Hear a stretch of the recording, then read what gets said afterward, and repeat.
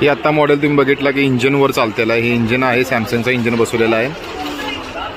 याला गिअरबॉक्स आहे ह्या साईडला, क्रॉसमध्ये वापरलेलं आहे. 3 ब्लेड 3 रोलरमध्ये येतं ही मशीन. 2 ब्लेड आणि 3 ब्लेडवर मशीन चालते.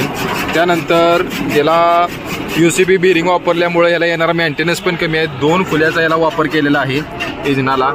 ज्यावेळी तुम्हाला इंजिनची गरज नाही आहे त्यावेळी तुम्ही ही नुसतं 4 नट काढून इथं मोटर पण बसवू शकता. मोटरवर पण चालणार आणि इंजिनवर पण चालणार आहे. हा मॉडेल आहे आमदार मॉडेल, इंजिनवर चालणारा.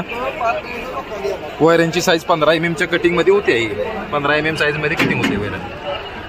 पूर्ण कंप्लीट मशीन ही अशी.